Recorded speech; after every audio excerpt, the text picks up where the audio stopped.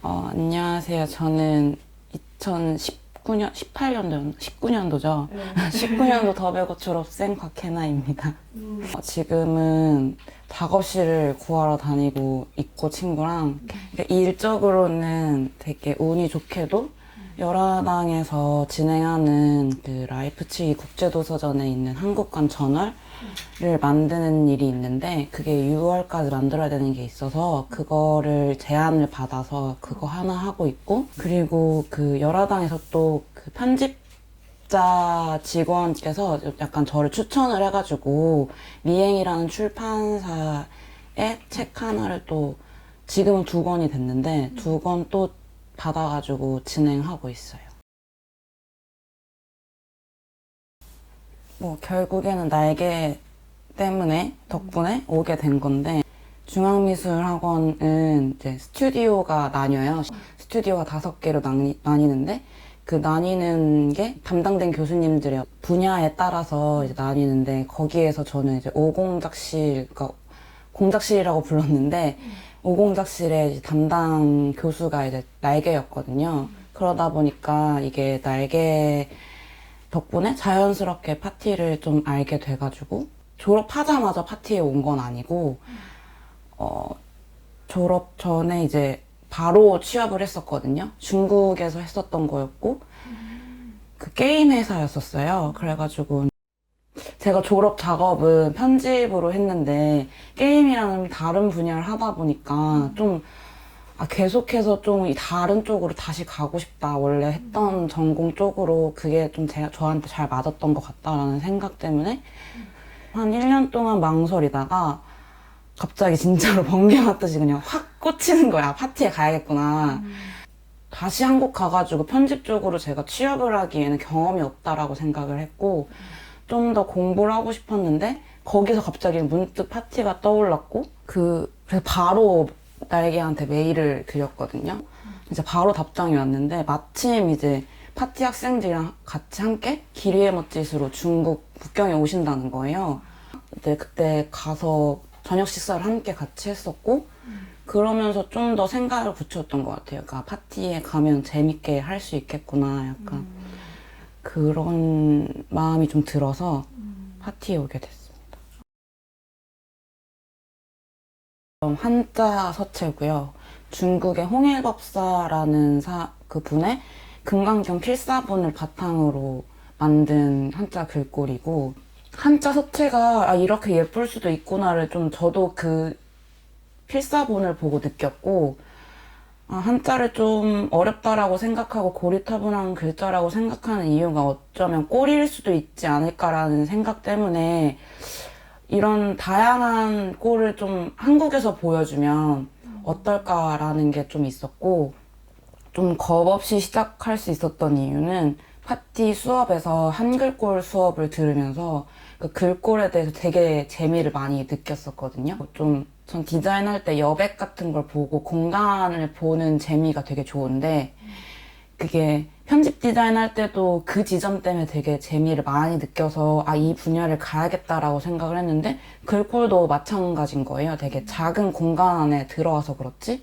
공간을 보고 적절한 자리를 찾아주는 그런 작업이 되게 저한테 비슷하게 느껴졌고, 그러다 보니까 자연스럽게 그럼 글꼴로 한번 졸업 작업을 잡아봐도 좋겠다 생각을 했고, 그럴 때 우연찮게 이제 또 중국에 다 같이 파티 학생들이 중앙미술학원 졸업 작업을 보러 가는 기회가 있었어요. 그때 본 거였었어요. 그 홍일법사 그거를 서점을 막 돌아다니면서 친구들이랑 구경을 하다가 주은이라는 친구가 이거 보라고 장난 아닌 것 같다고 너무 예쁜 서체가 있다라고 하면서 보여주는 거예요. 그때 당시에는 사실 이거를 글꼴을 만들어야겠다는 생각은 못했고, 와서 펼쳐놓고 보니까 난 글꼴을 하면 되고 내가 만들 수 있는 글꼴은 좀 다른 친구들과는 다르게 한자일 수 있겠구나 라는 생각이 들어서 시작을 했고, 졸업 작업으로 홍해체 천자를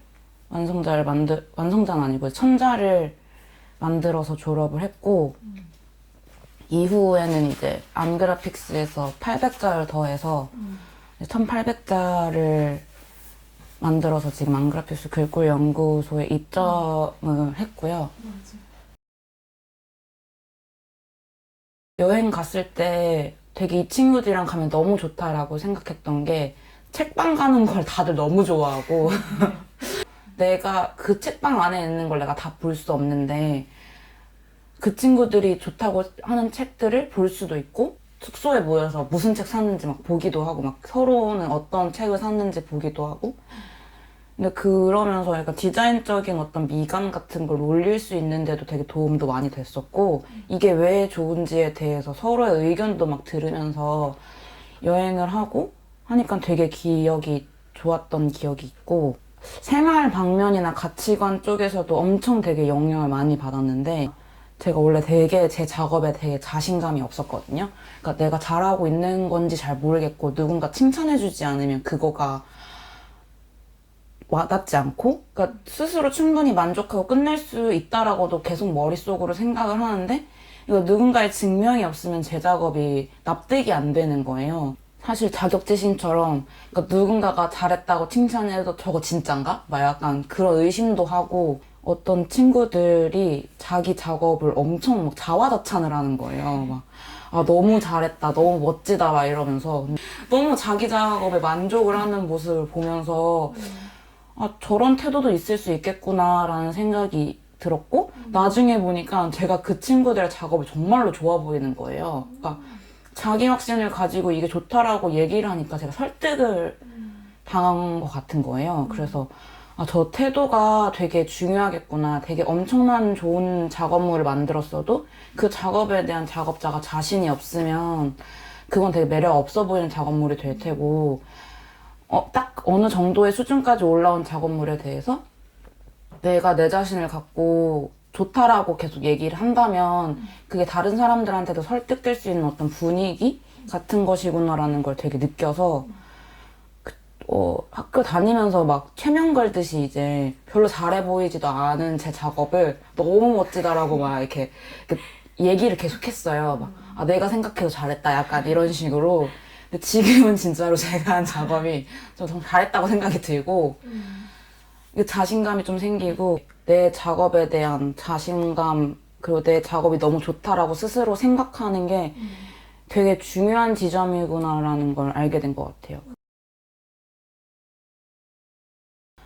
들어갔을 때 워낙 좋아하는 출판사이기도 했지만 좀 되게 제작 같은 거를 너무 배우고 싶다라는 그런 것도 되게 컸었어요. 그리고 열화강에서 나온 책들도 평소에 되게 좋아했던 이유가 그 디자인도 물론 좋지만 그 만듦새가 되게 섬세하다고 해야 되나?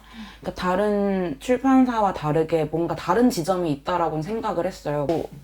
제 디자인적으로는 제가 리커버 작업을 되게 많이 했어요. 그리고 제일 기억에 남고 좋았던 작업은 그 첫 번째 작업? 한국현대미술사라는 작업이 있는데 이게 원래 책이랑은 완전 좀 달라졌어요. 그러니까 사파도 달라지고 다 달라졌는데 그러니까 원래는 이게 그 실장님이 저한테 요구를 하셨을 때 타이포로만 가능한 도판 이미지를 활용하는 한 아니면은 뭐 안에 내용 들여다봐서 괜찮은 도판이 있다면 사용해도 좋다 뭐 이 정도식으로 말씀을 해주셨는데 제가 이제 그냥 쭈루루 훑다가 갑자기 이 도판을 보고 흑백으로 있었는데 안엔 흑백으로 있는데 이 도판을 보고 아 이게 뭔가 한국 현대 미술이지라는 생각이 좀 드는 거예요. 여기 안에 있었는데 그래서 이거를 써봐도 괜찮겠냐라고 말씀을 드렸고